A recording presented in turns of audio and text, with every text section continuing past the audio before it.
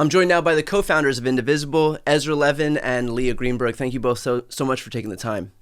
Great to be here. Great to be here. So, Indivisible is overseeing the No King's Day protests, which are happening on June 14th across the entire country. What should people know in advance of these protests happening?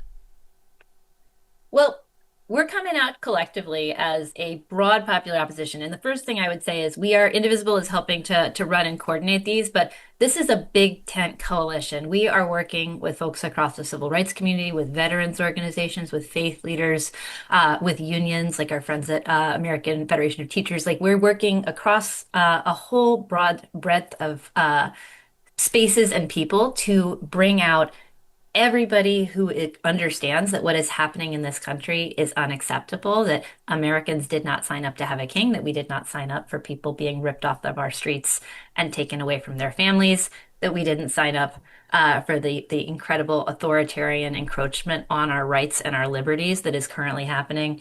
And and also that it's going to be fun. We're going to have a lot of people in about 1,800 events all over the country. You are probably quite close to your local No Kings event. And it is going to be a day in which we lean out of Donald Trump's power and we lean into celebrating in community with each other. How does the violence in Los Angeles, the city that I'm in right now, how does that change things in terms of how you view a protest happening just days after Donald Trump decided to federalize the National Guard in the one of the biggest cities in the country? Yeah, look, so what we saw in LA was surprise ICE raids rounding up workers around the city, coming in over the opposition of the mayor and the governor. Then, in response to peaceful protests to ICE, we saw an escalation that was not asked for by the residents, was not asked for by the mayor, was not asked for by the governor, to intentionally inflame the city to the ground. This is what authoritarians do. It's right out of the authoritarian playbook. They go in, they try to generate chaos, then they use that chaos as an excuse to centralize power further and escalate power further. So what do you do when the authoritarians are escalating? What do you do? What is the solution? Well, we listen to the experts in authoritarianism. That's what we do. We ask historically and internationally, how do you effectively beat back? And the answer is when they are cracking down on peaceful protests at a small scale, you've got to organize peaceful protests at a large scale. That is what works. That is what works. So for people who are watching this horrified at looking at what's happening in LA right now, what I would say is you are not alone, and the solution isn't going to come from anywhere else other than you. We need people showing up in this moment peacefully, boisterously, with empowering protests saying, look, Donald Trump can try to come at us, our communities, our families, but the power isn't with him. The power is with us. And by demonstrating powerfully and peacefully this Saturday, what we're saying in one clear voice is we don't do kings here. We don't do authoritarianism here. And ultimately, democracy is going to prevail. What is it going to look like in Washington, D.C., for example, where Donald Trump is already doing some, I guess, what we would call it counter programming? He's doing his military parade so that he can, celebrate himself, because it also just so happens to be his birthday. And so, what's it going to look like in Washington, D.C., where there's already a parade happening in Trump's honor, a la Kim Jong-un in North Korea?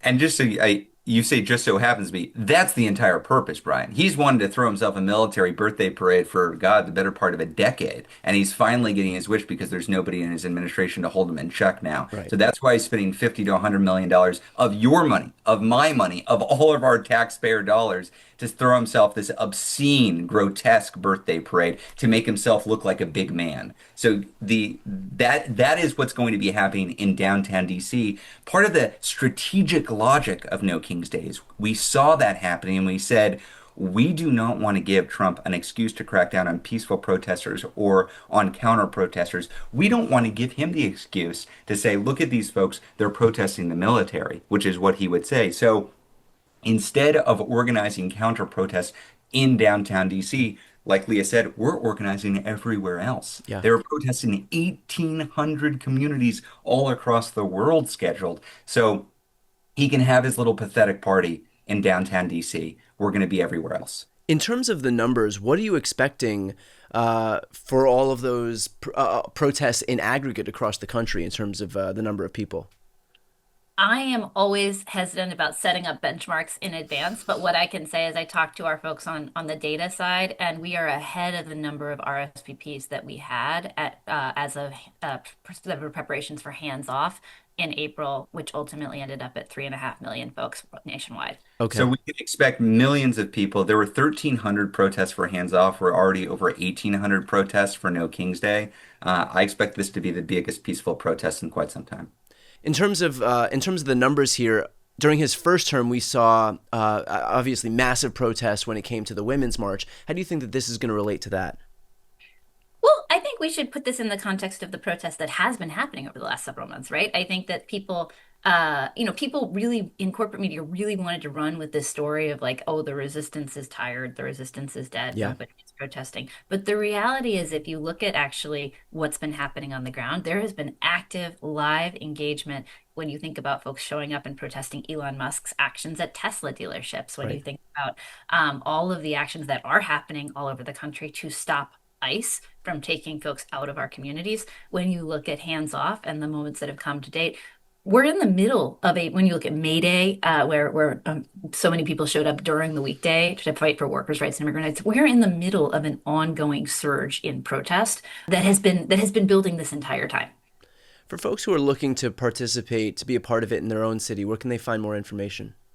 You go to nokings.org, and I do just want to underline, if you have some sense that somebody else is taking care of this, the political leaders will cover it, or there are some professionalized organizers out there, or you're buying the BS line from Trump and MAGA that there are paid protesters out there, it's not true. It's you. It's everybody who is looking at what's happening in this country, looking at this overreach from this authoritarian government, saying, gosh, I don't consider myself an activist. I don't consider myself a leader, but I guess I'll show up. I guess I'll host my No King's Day, or I'll register and I'll show up and be part of this. That's what's building this. So if you Mhm. want to be part of this, congratulations. You're welcome, and we need your help spreading the word.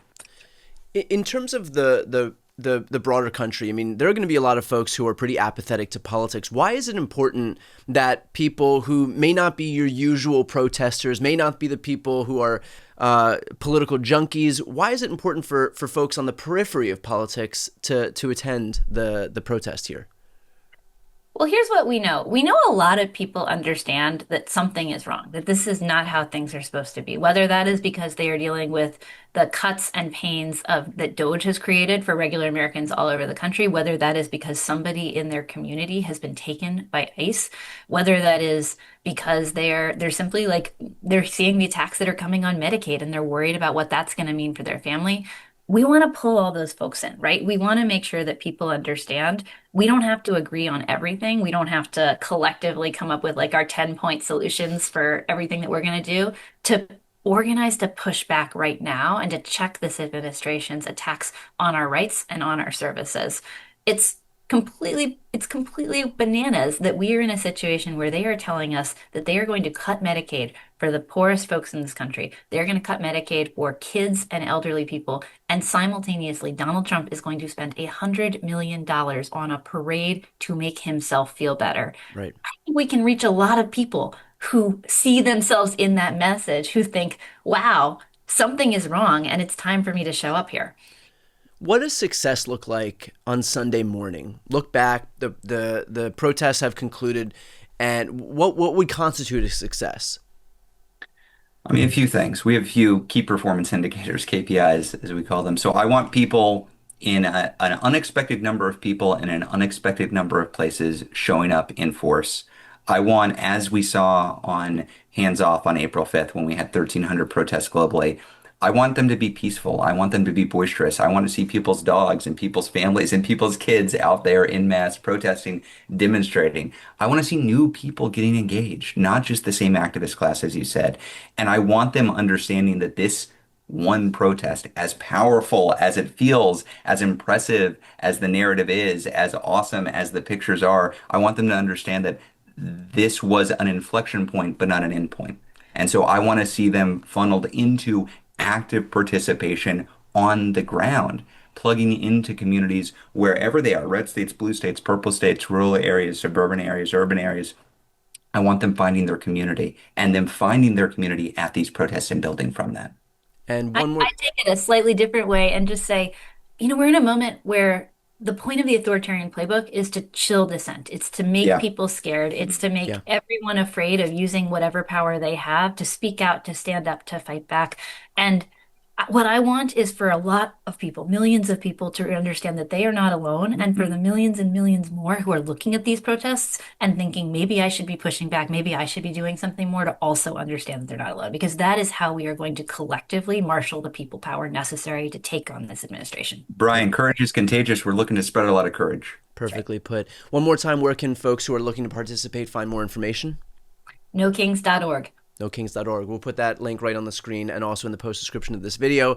Highly recommend for everybody who is looking to do something right now to make their voice heard, to not feel so helpless in an environment where Donald Trump is scientifically engineering this so that we do feel helpless. This is our outlet. So I'll be there at my local protest here in Los Angeles, and I hope that everybody who's watching will also find a protest near them and make sure to get out in the streets and make your voice heard. And Ezra and Leah, thank you so much for your time and the work you're doing, and looking forward to these protests this weekend.